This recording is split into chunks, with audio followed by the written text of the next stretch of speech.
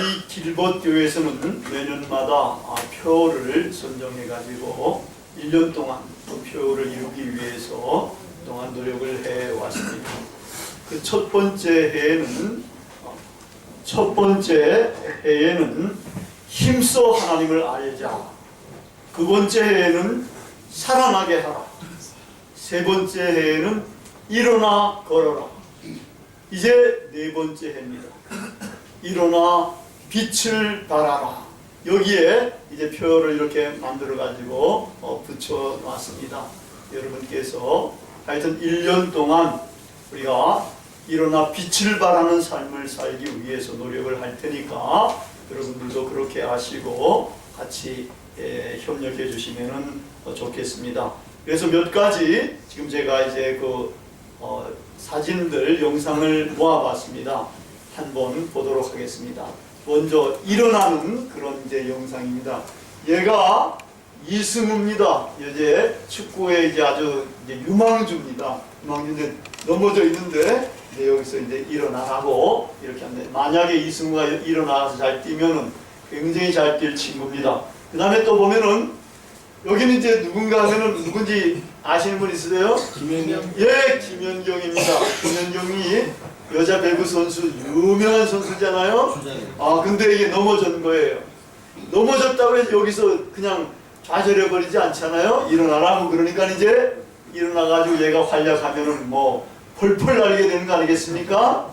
그 다음에 또 보면은 이것도 인민이여 일어나라 이런 게 있는데, 이건 뭔가 하면은 전단지를 지금 파주 쪽에서 이제 뿌리려고 북한 쪽에다가 하는데, 북한 쪽의 인민들이 너무 힘들게 사니까 거기서 탈북한 분들을 중심으로 해가지고 전단지를 뿌리는데, 이 미국 사람인데 그 운동하는데 아주 선두에 서 있는 사람 같아요. 그러면서 인민이여 일어나라 이러고 있습니다. 그 다음에 또 보면은 여기는 이제 나눔 콘서트인데, 이 나눔 콘서트가 뭐 일어나라 무슨 관계가 있는가 이렇게 생각하는 분도 계시겠지만, 이건 아프리카여 일어나라 하는 이런 제목 하에서 나눔 콘서트를 하고 있는 이런 장면입니다. 그러니까 일어나지 못하고 있는 여러 가지 정황들이 있는데, 그런 정황에서 다 일어나야 된다는 거예요. 일어나서 이렇게 우리가 힘찬 삶을 살아가도록 해야 된다. 그 다음에 보면 이제 빛을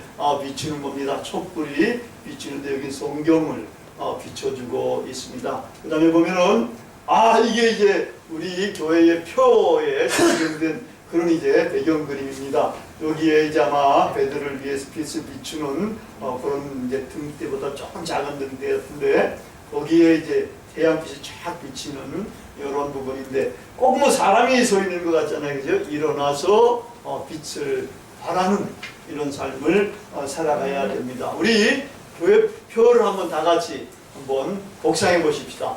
일어나라, 빛을 발하라.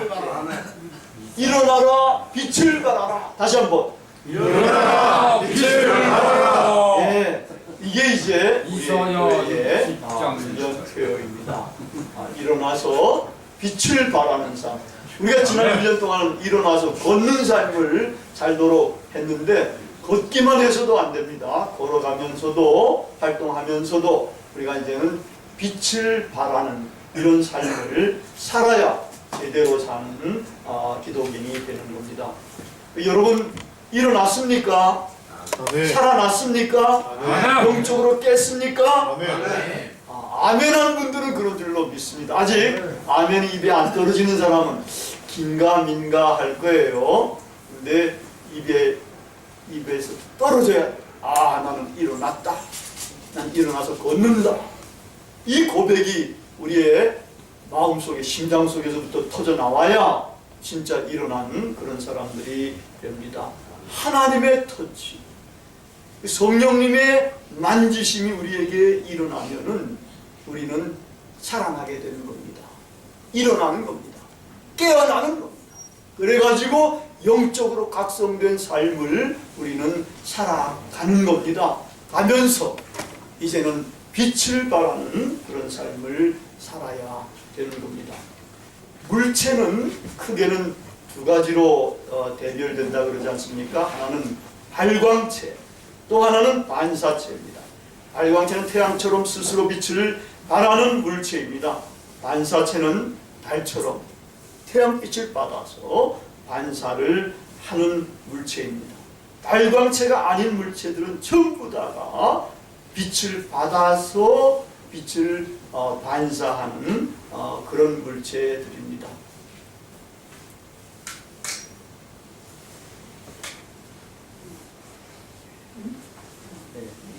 이렇게 빛이 꺼지면은 잘 안 보이잖아요. 저 빛이 있기 때문에 그래도 보이는데 저 빛이나 모든 빛이 딱 꺼져버리면은 캄캄하잖아, 그죠? 이제 빛 켜봐요. 이 빛 키면은 빛이 비춰가지고 환하게 보이는데 이거는 빛을 우리가 받아서 반사하는 거라는 거예요. 반사의 빛을 우리가 보게 되는데 다 물체마다 정도가 다릅니다. 여하튼 이렇게 발광체도 있고 반사체도 있는데 오늘 성경 말씀은 요 구분을 아주 잘하는 것 같아요. 그래서 그냥 모두가 빛을 발하는 게 아니에요. 빛을 발하는데 무언가가 비춰줘야 발한다. 빛이 이르러야 우리도 빛을 발한다고 이야기를 하고 있습니다. 오늘 본문 말씀 보면은 크게 세 부분으로 나눠져 있습니다. 일어나라, 빛을 발하라. 이 명령이 첫 번째 부분이고, 두 번째는 그 명령이 왜 명령이 떨어지느냐에 대한 이유가 나옵니다. 왜냐하면 내 빛이 이르렀고 여호와의 영광이 내게 위에 임했기 때문에 여러분들은 빛을 발하라 하는 이러한 명령이 되는 셈입니다. 마지막에 3절, 2절, 3절 그쪽은 뭔가 하니까 이렇게 빛을 발한 후에 결과가 어떤 거냐. 결과는 캄캄함이 만민을 덮지만 여러분들에게 빛이 임해가지고 빛을 발하게 될 때는 많은 민족들이 여러분 앞으로 나오게 될 것이고 여러분들까지도 너의 영광 앞으로 나오게 될 것이다 라는 그 결과를 이야기해주고 있습니다. 아멘. 여러분, 이 말씀의 대상은 누군가 하면은 예루살렘과 거기에 사는 백성들입니다. 이스라엘 백성들. 근데 그 당시 예루살렘과 이스라엘 백성들 그 주변에 또 유대인들의 상황은 굉장히 어려운 상황입니다. 지난주에도 약간 언급을 했습니다만은 이스라엘 백성들이 하나님의 백성인데도 하나님을 섬겨야 되는데 나 외에 다른 신을 섬기지 말라고 그랬는데 이스라엘 백성들이 우상을 섬깁니다. 바알신을 섬깁니다. 농사가 잘 되는 신들, 자식들이 잘 되는 신들, 이런 신들을 섬기는 거예요. 그러니까 하나님께서 거듭거듭 그렇게 하지 말라고 했는데도 안 하니까 결국은 하나님께서 이제 이방 나라를 통해 가지고 이스라엘을 멸망시킵니다. 그리고 이 살아남은 사람들 가운데 괜찮은 사람들은 다 노예로 종으로 사로잡혀가 가지고 거기서 70년 동안이나 잡혀간 사람들 가운데 많이 죽었겠지요. 후손들도 이제 종으로 노예로 거기서 그렇게 험악한 생활을 합니다. 근데 하나님께서 세일을 행하셨지 않습니까? 출애굽 사건도 세일을 행하셨지만 이 바벨론 포로들한테도 하나님께서 세일을 행하셔서 이들을 노예에서 이제 해방시키셔서 고국으로 돌아가게 합니다. 그들이 귀환한 것은 우리 언뜻 보면은 금이 환향처럼 여겨지죠. 절대로 금이 환향이 아닙니다. 그 먼 거리를 보름을 걸려서 타닥타닥 걸으면서 힘들게 왔을 거 아닙니까? 와서 보니까 거기가 빈 땅입니까? 옛날에 파괴됐던 거 누가 세워놓지도 못하고 집도 파괴되고 성벽도 파괴되고 농사도 제대로 잘 안 지어 땅들이고 이러니까 이걸 전부 다 개간하는 식으로 또 해야 되는데 또 거기가 빈 데가 아니고 사람들도 또 살아요. 옛날에 하여튼 이스라엘 백성들 가운데 가장 이제 못 살던 사람들은 그래도 잡혀가지 않아가지고 거기 살고 이러니까 그 이방 민족들이 또 그들을 억압하면서 뺏기도 하고 착취도 했는데 이스라엘 사람들이 왔다고 해가지고 와 여러분 잘 살아라 말이야 다 주려고 안 그런다라는 거예요. 요즘하고도 비슷하잖아요. 이스라엘도 이렇게 거기 이제 하여튼 서로 싸우기도 하고 뭐 이러기도 하는데 그때도 마찬가지예요. 그러니까 이분들이 억압도 받고 노략질도 당하고 침략도 당하고 하면서도 이거 개간을 해야 되고 뭐 이 집도 세워야 되고 성벽도 세워야 되고 그 예루살렘 성벽을 세우는 거 느헤미야서에 나오지 않습니까? 느헤미야 한 손에는 칼을 들고 한 손에는 이 도구를 들고 세워야 된다는 거예요. 지키면서 이렇게까지 어려운 생활을 하는 거예요. 그래서 이거를 실존적으로 보면은 아직도 하나님과의 관계가 멀었기 때문에 마음에 걸걸함과 답답함이 있지요. 사회적으로 보면은 가난과 이게 미래에 대한 불확실성과 그 다음에는 이런 어려움들이 다가오는 게 있지요. 영적으로는 영안이 멀어가지고 아직도 무지한 채로 살아가는 이러한 어려운 사람들이었습니다. 그래서 이러한 이스라엘 백성들을 이사야 선지자가 59장 6절에서 8절에서부터 9절까지는 이런 식으로 묘사를 합니다. 우리가 빛을 바라나 어두움뿐이요 우리가 밝은 것을 바라나 캄캄한 가운데 행함으로 우리가 소경처럼 더듬으며 눈이 없는 사람같이 더듬으며 황혼때에도 넘어진 우리가 강장한 자 같으나 죽은 자다. 이런 식으로 이스라엘 사람들을 묘사하는 거예요. 우리가 그렇다고 합니다. 하나님을 떠난 백성들, 하나님을 정말 잘 알지 못하는 사람들이 이렇게 강장하고 건장한 자 같으나 다 죽은 자다. 어두움 가운데에 거하는 사람들이다. 근데 놀라운 것은 하나님은 그들을 그렇게만 남겨두시지 않는다는 거예요. 그러한 이스라엘 백성들에게 하나님께서는 이사야 선지자를 통해서 희망과 구원에 관한 위로에 관한 말씀을 전하게 하십니다. 내가 너희들에게 새 일을 행해가지고 너희들을 노예에서 해방시켜가지고 고국으로 돌아오게 해서 하나님의 영광으로 너희들을 빛나게 해 줄 것이다. 그때는 너희들은 기쁨으로 행복함으로 평화롭게 아름답게 살아가게 될 것이다. 근데 이러한 일들은 언제 일어나게 되는가 할 때에 이 일은 내 빛이 이르러야 일어난다는 겁니다. 내 빛으로 안 된다라는 겁니다. 나는 빛을 낼 수도 없고 어두운 가운데 거하고 강장한 자 가운데 죽은 자 같은데 어떻게 내가 빛을 바라? 안 된다는 겁니다. 내 빛이 이르러야 한다는 겁니다. 이 내 빛은 뭡니까? 내가 죽어야 돼. 내가 죽어야 되지만 내 빛은 우리의 태양이신 예수 그리스도, 예수 그리스도께서 이 땅에 오실 때에 비로소 우리에게 빛이 비춰지는 것이고 우리는 그 빛 가운데서 생명을 얻게 되고 걸어갈 수가 있고 그 빛을 반사하면서 빛을 발할 수가 있게 됩니다. 이 약속의 말씀대로 예수님께서는 이미 2000년 전에 오셨지 않습니까? 오셔가지고 우리를 계속해서 십자가에 달려 돌아가심으로 말미암아 우리를 구원시키셨고 십자가의 빛이 우리에게 비춰지게 된 겁니다. 십자가의 빛을 받는 사람들마다 살아나게 되는 거예요. 살아나서 이제는 예수 그리스도와 함께 살면서 빛을 발할 수가 있게 됩니다.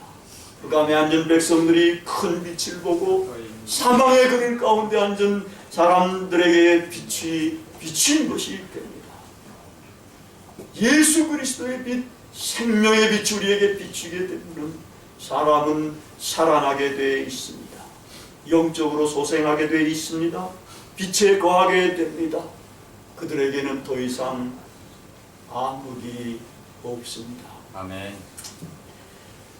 캘리포니아에 살던 데이빗이라는 사람이 있습니다. 이 사람이 여러 가지로 사업을 하다 보니까 계속해서 실패하고 또 실패하고 그래가지고 아무것도 이제 없게끔 이렇게 되었습니다. 절망 가운데 빠져있던 이 사람이 이제는 안 되겠구나, 자살해야 되겠다 해가지고 새벽 3시까지 고민하다가 일어나가지고 이제 주방에 가가지고 물 마시고 약을 먹고 이제 죽으려고 이제 내려가는데 주방 옆에 그 식탁 뒤쪽에 편지가 하나 있는 거예요. 그 편지 딱 보니까 이게 엄마한테 쏜 편지인데 자기가 그동안 못 본 거예요. 엄마한테 쏜 편지를 보니까 엄마가 막 생각이 나는 거예요. 엄마가 참 보고 싶은. 근데 엄마뿐만 아니라 그때 엄마하고 아주 절친했던 해리엣이라는 아줌마도 또 보고 싶은 거예요.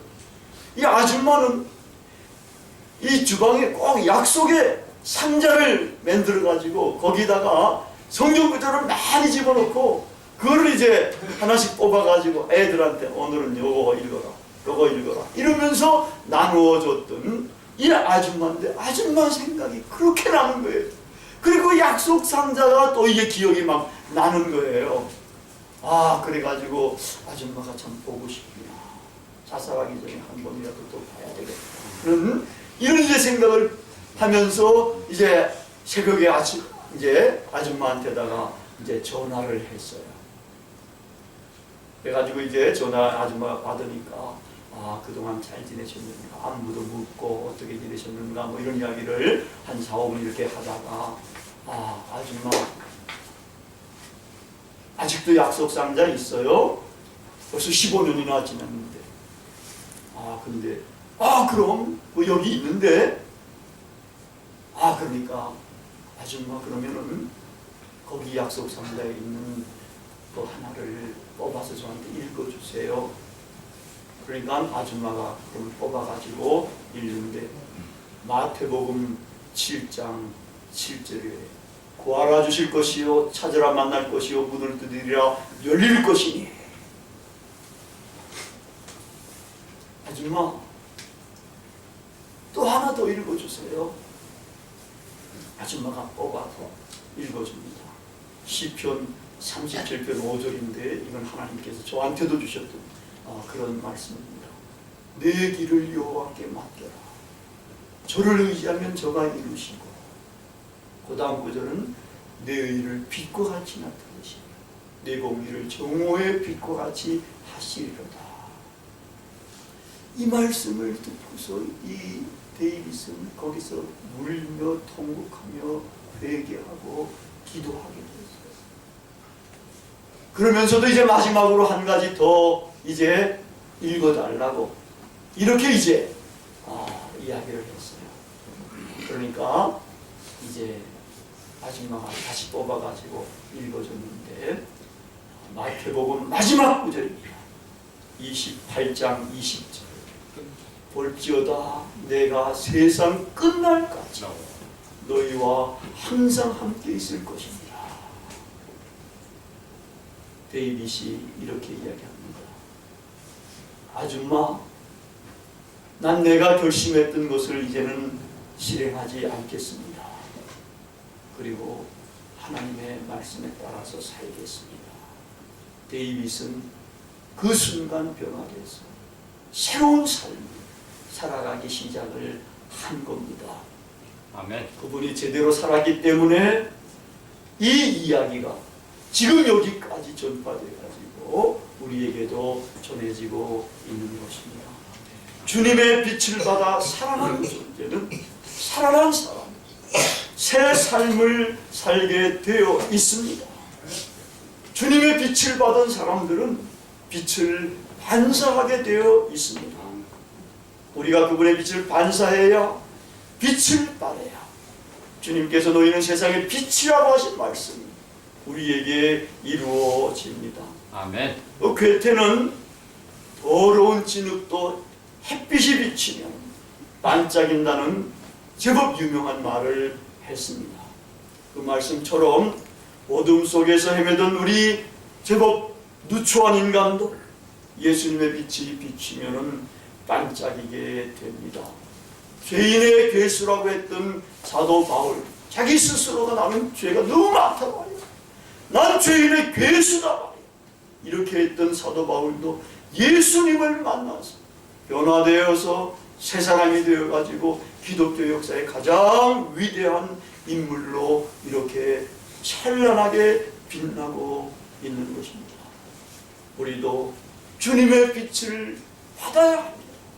그리고 그 주님의 빛을 반사해야 합니다. 예수님은 낮은 곳에 임한 분입니다. 우리 사람들은 자꾸 높은 데로 올라가려고 그러잖아요. 자꾸 높은 사람하고 사귀려고 그러잖아요. 예수님은 반대로 낮은 곳에 임하신 분입니다. 약한 자와 죄인의 친구가 되어주신 분입니다. 우리 대신에 십자가상에 죽을 정도로 사랑이 모든 것이었던 그런 분이었습니다. 우리도 이분의 빛을 받아야 합니다. 그분을 본받아야 합니다. 그분처럼 낮아져야 합니다. 그분처럼 약한 자들, 죄인들 무시하면 안 됩니다. 그들의 친구가 되어야 됩니다. 그분처럼 이제는 사랑이 나의 모든 것이 되어야 하는 겁니다. 그러면은 진흙과 같았던 우리도 찬란한 빛을 발하게 됩니다. 지금 사회는 어둡습니다. 우리 대부분도 별 볼 일 없이 절망과 어두움의 그늘 가운데에 살고 있을지 모릅니다. 그렇더라도 우리는 이제는 절대로 용기를 잃지 말아야 합니다. 우리의 희망이며 우리의 생명이며 우리의 빛은 예수님께서 태양처럼 솟아오르시는 것입니다. 그분의 빛만 쬐면 되는 겁니다. 그분을 사랑하면 됩니다. 그분의 말씀을 사모하면서 지키면 됩니다. 그분의 빛을 우리는 쬐야 합니다. 빛을 받으면 우리는 살아납니다. 살아나서 우리는 이제는 빛을 반사해야 합니다. 어둠이 깊으면 깊을수록 조그마한 빛도 찬란하게 빛납니다. 우리가 빛을 반사하게 될 때에, 빛을 발하게 될 때에 어둠과 사망의 그늘 가운데 있던 사람들이, 높은 사람들도 왕들도 우리의 빛으로, 우리의 광명으로 나오게 될 것입니다. 일어나라 내 사랑스러운 자녀들아, 빛을 발하라. 새해 첫 주일에 길벗교회 식구들을 향한 하나님의 말씀입니다. 다 같이 기도하시겠습니다.